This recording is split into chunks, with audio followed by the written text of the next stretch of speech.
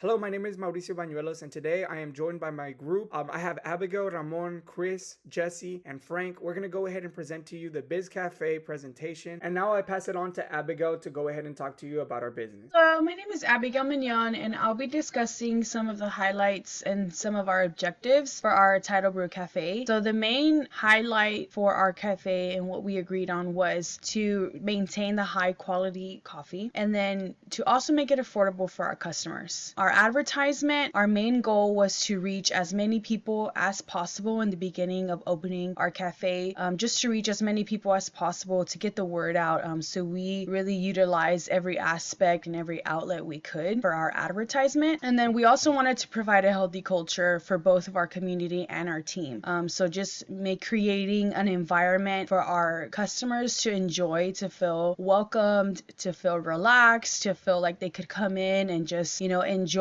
their cup of coffee, to get them out as fast as possible as well. And then for our team to ensure that they enjoyed working with us, to ensure that, they were able to get the hours they needed, but also to have that flexibility to be off when they needed to as well. We also provided job opportunities for the college students since we were in the college area, the college campus, and then also providing job opportunities for the community. We also wanted to provide great customer service, so creating that atmosphere and keeping that tone in the cafe with the team and with the community, just really pushing that, instilling that in the culture of the cafe with the team to ensure that they knew that that was very important to us to provide that great customer service for our customers. And then lastly, we did have competitive wages and pricing. We wanted to compete competitively with other businesses to ensure that the pricing wasn't too low or wasn't too high, but just at the right price. And then our wages with our team, ensuring that we were paying them well enough to keep them on our team, as well as making enough money to provide for themselves. So after the team had came up with the name Tidal Brew Cafe, I went ahead and started drawing out a few sketches. I wanted something that was along the lines of water, wave, and that's where I drew up the wave with the TB in the middle. Everyone decided it would look great on cups, so that was the logo that we had decided to go with throughout the entirety of the Biz Cafe. For the advertisement, we wanted to follow the theme of the Tidal Brew, so we found the coffee wave with the logo in the middle. We wanted to project to our customers and what we were about, so we thought that the ad that we ended up going with was perfect. It represented Tidal Brew Cafe, and we really enjoyed that. When it came to servers and wages here at Tidal Brew Cafe, we ended the simulation with a total of 15 servers and 3 managers.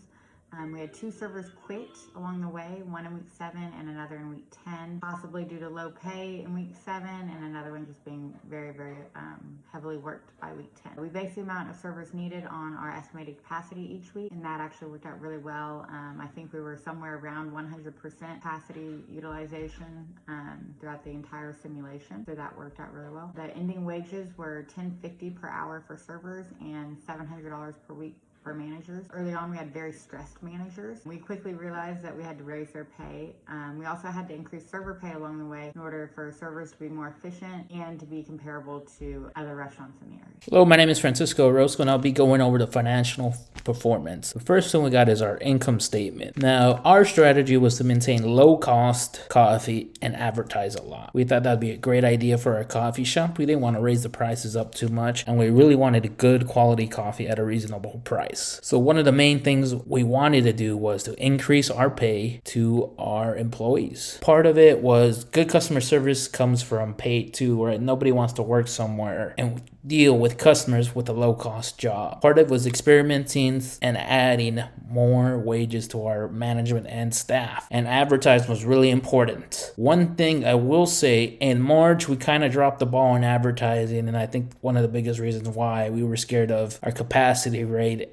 So we dropped it. We have none, but I feel like if we would have improved in it, add more money into it, we could have had a better business, a better outcome. And one thing we learned out through the whole simulation was our hours. We were always messing with our hours a little bit. At first, we were a Monday through Friday. Then we opened Saturday and Sunday, and we just learned a lot of things. And I will say, maybe if we would have rose the coffee up a little bit, our revenue would have been higher. We were kind of on the low end. We were still selling a lot of coffee. It could have been better. And I think as a group, we would agree if we would have rose the coffee price prices, it would have been better. Moving on to our balance sheet. Biggest thing I think we're proud of is our equipment and inventory. Our equipment, we bought stuff for the treats, we had the coffee roasters, and we were pretty proud of that, and it totaled up to $11,000. We also maintained our inventory cost by always buying cups in advance. That was one of the first things we did, our cups and our coffee. There was a little bit of a coffee mishap, but I think part of it was learning about it, and we had that mishap because we were going from medium coffees to small, medium, and large. So we were scared of a surplus of just coffee. We were thinking coffee was gonna double, but it didn't double as much, but it did improve a little bit. And we actually lost a lot of money, but it was a learning experience for us. And we always kept an eye out on different equipments, how much money we're gonna put into this, and the loans and the tax payable. I had the key success factors in Biz Cafe. I would say the number one success factor would be communication with the group and making sure that everyone is being heard and no one's getting spoken over, and we're all able to come to a conclusion where we at least mostly agree with like the direction that we want the cafe to go. And then other than that, the other biggest things I would say would be the customer reports, which would include the satisfaction survey, the comments and suggestions little section, and the survey ratings. Looking at those really help kind of point us in the right direction, and it'll show the things that we are already doing good, and it shows what we need to improve on. And I would say the biggest one was the comments from the customers, and then also the 1 through 5 star ratings when it came to like price and hours. And yeah, that's it. Hi, my name is Mauricio Bañuelos, and today I'm going to go ahead and touch base on important takeaways of the Biz Cafe simulation. First things first, I wrote down the real life scenarios. So I really like this part because it goes ahead and just shows you how real life businesses are. For example, so in a business, all the board members or the partners, they go ahead and meet up and they go ahead and talk. So that's the same thing we did here with our group members. We go ahead and try to meet up. We try to make time and also talk about all the things that are happening in the business. We look at the analytics and we try to see how we're going to go ahead and grow. That's another thing that